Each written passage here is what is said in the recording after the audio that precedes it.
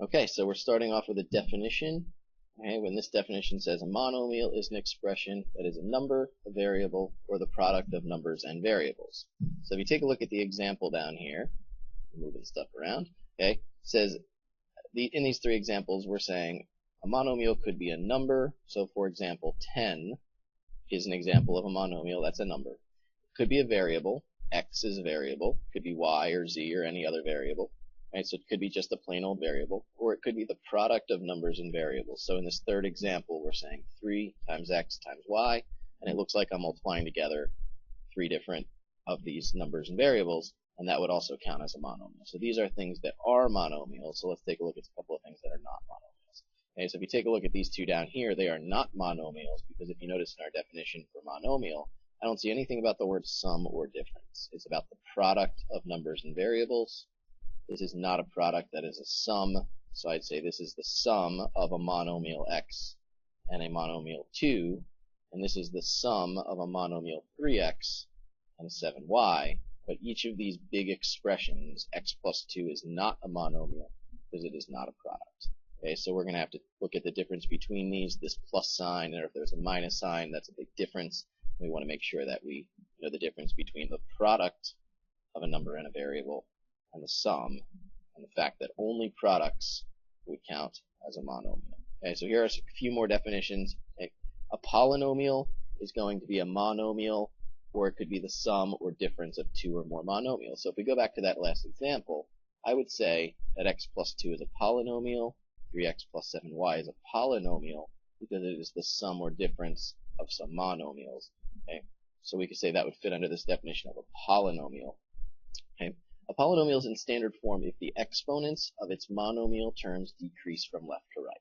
So this will make a lot more sense when we do the example below. And the last definition, the degree of a polynomial is the highest exponent of all of the terms that are in the polynomial. So if we look down at this example here, we're saying 3x squared plus 5x to the fifth minus 7x to the third plus 1.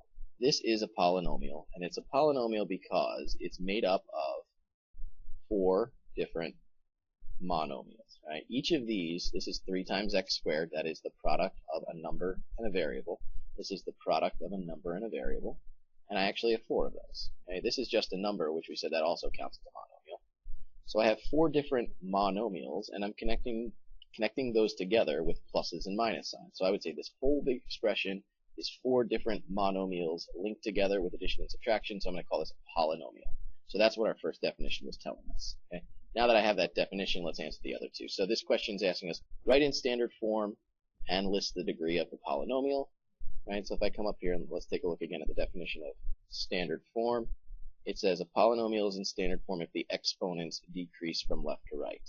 So I'm taking a look at these and I see the first exponent's 2, and then 5, and then 3, and then 1. I want those to decrease highest to lowest as I move from left to right.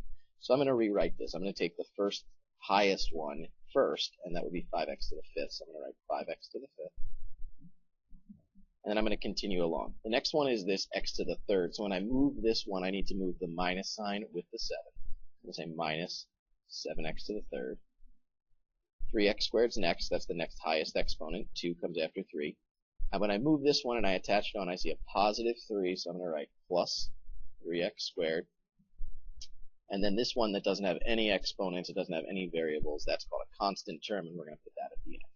So I'm going to say this is in standard form now because it's going from the highest exponent of 5, 5, 3, 2, nothing at the end, the constant terms last. This is now in standard form. Okay? So the second part says, let's list the degree of this polynomial. So again, let's take a look at the definition. The degree of a polynomial is the highest exponent of the terms in the polynomial. So if I take a look at my standard form, there are my exponents. I care about the highest one. In this case, the highest one is 5. So I'm going to call this degree 5 polynomial. Okay? And that's the answer to the 2 questions. Standard form, that's this line right here. Degree 5 polynomial would be the name that we would give, or the degree that we would give to this polynomial. So here are 2 checkpoint questions. These are asking you to do the same thing, to put the polynomial in standard form and then list its degree.